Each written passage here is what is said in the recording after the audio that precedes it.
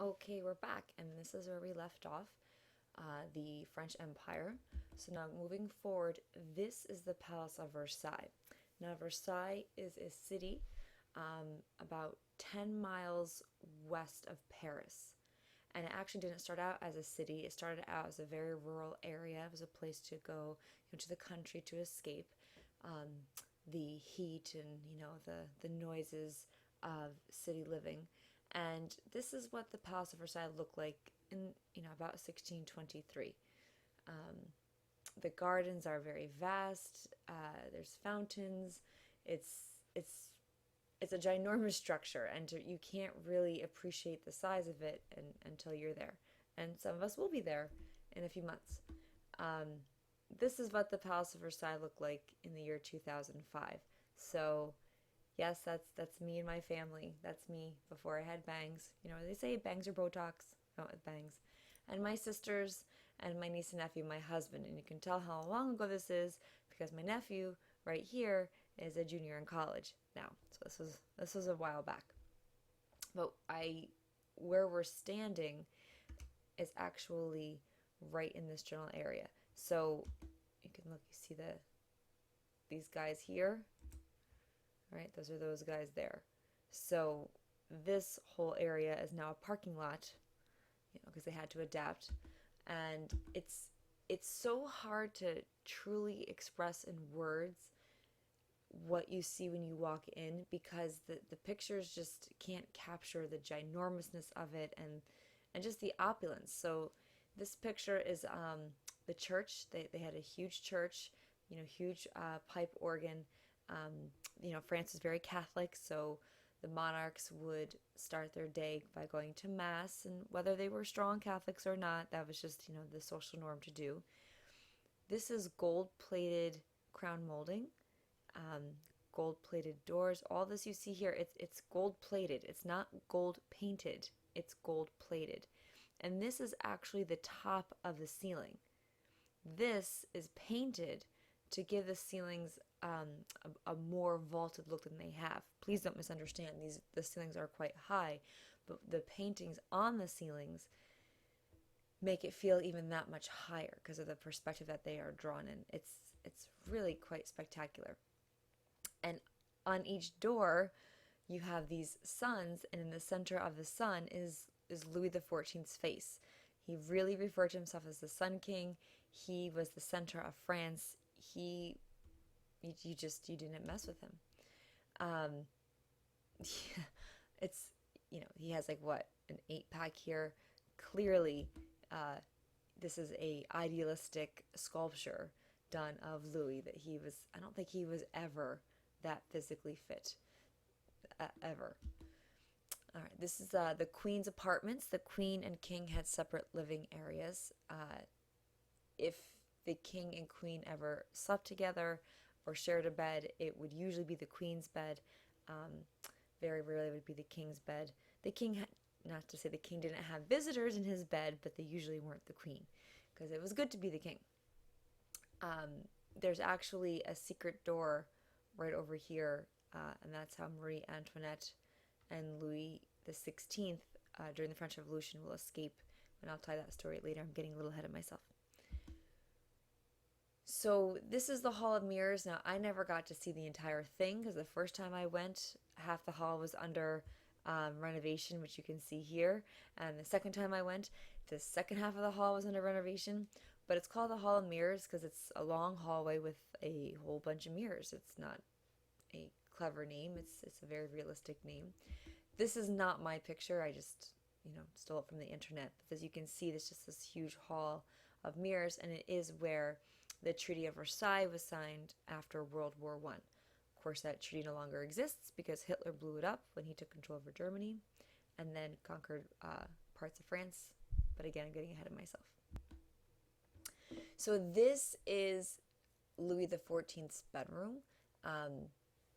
Again, this is gold-laden thread. So even the thread was made of gold. Your gold-plated crown molding. Each of these feather plumes, each plume, there was one on all four corners of his bed. Each plume is worth like $25,000. So this was just an extremely expensive bedroom. And, that's crown molding. He actually had little crowns going all across his room. Um, you see there's a chair here and they have these rails here. People would come into the room, both in the king's room and the queen's room, and wait for the king and queen to wake up. Now, Louis took this to a whole new level. He would wake up in the morning, open his eyes, put his hands up, and there'd be a person sitting here waiting. And this person was usually a very high noble birth. This was an honor, a privilege to help the king get out of bed. He would get up, pull Louis up by the arms into an upright position, take his legs, swing his legs over to the side of the bed, and then pull him so he was standing upright. Louis would not exert any of his own energy to get out of bed because he was the absolute monarch. And absolute monarchs don't have to get themselves out of bed. Absolute monarchs don't have to do other things either for themselves that most of us do.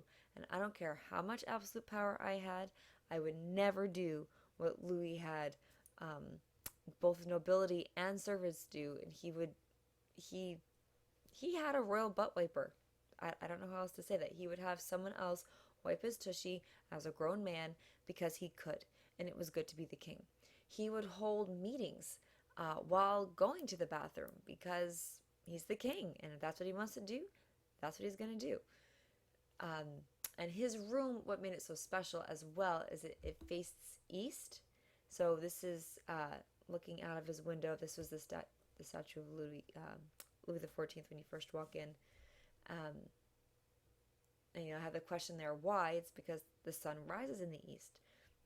So as the sun rose, it would fill Louis's bedroom with sunlight on all that gold, and it would glow, as the sun does, because Louis was the Sun King.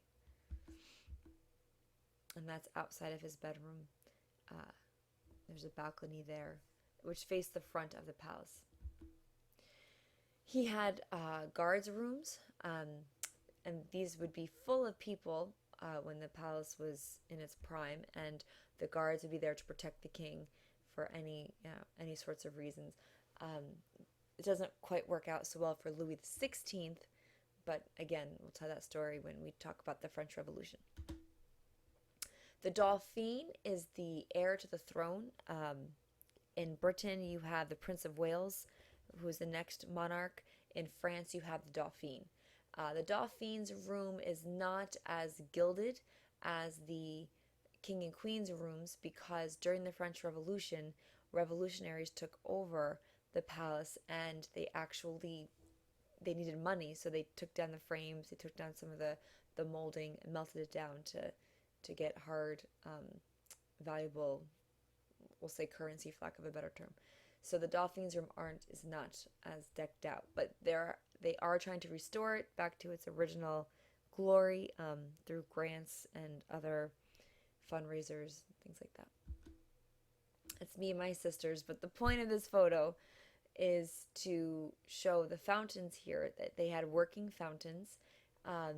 This is a huge lake. It's a man-made lake. These are boats out on the lakes, just to give you the idea of how big it is. And I want to say over in this general area, but I'm not 100% sure where it is on the grounds.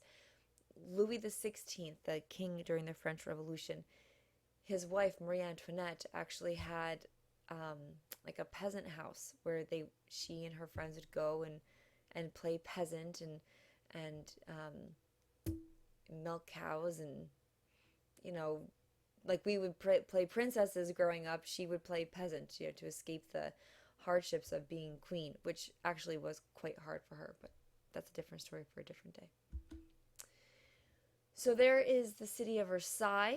Again, it grew up around the palace, and I offered my niece Katie €1 if she would run to the edge and back, and she was 12 at the time, and so she did it. Although, honestly, she's 22 now.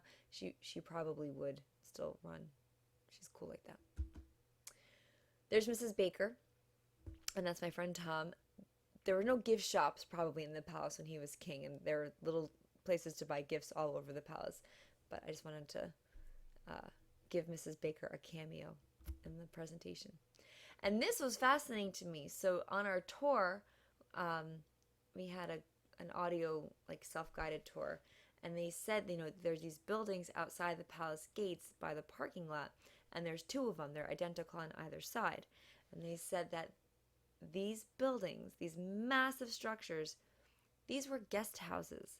So there were guest apartments in the palace, but these structures actually housed people who were staying for long, like if you're staying for months and months at a time or years at a time, you would get apartments in these structures. So it just was, I keep saying massive, but it was just such a massive undertaking. And what paid for all of this, what paid for the palace and what paid for all of this stuff was, of course, tax dollars. And Louis chose to spend his money as he saw fit because he was the monarch. He had the power to do so. No one could say, hey, are you sure you want to spend your money on all this? He also built a huge army, 300,000 men, and he paid them, gave them a pension. And this forced its neighboring countries, you have the Holy Roman Empire, Austria, Hungary, the Habsburgs, you have the Netherlands, you have Spain, England. It wasn't quite Germany yet, of course, but you have these other territories around France that said, ooh, well, if he's going to have this massive army, then so should we, because they wanted to keep the balance of power. And balance of power in Europe is going to be a huge focal point for us. And while he was this very opulent king, and while he did all these extravagant things and held plays that he starred in and whatnot, he also had a dark side. And, France was very, very Catholic, and he was king, after the Protestant Reformation. So there were French Protestants living in France. They're called Huguenots, and they were deeply, deeply persecuted. So a lot of them escaped persecution. They went up north to the Netherlands. They also went across the ocean to Canada. And a lot of them actually ended up settling in the New Paltz area. There's a lot of Huguenot influence in and around New Paltz and on the campus as well. Okay, so specifically, how was Louis the 14th able to build such a grand palace? You should be thinking through tax dollars. Why would the French just go along with this? You should be thinking because he had absolute power. They had no other choice. And what number is XVI? Not to be confused with XIV. This is 16. This is 14. You need to know the difference because there's a big difference between Louis the 14th and Louis the 16th.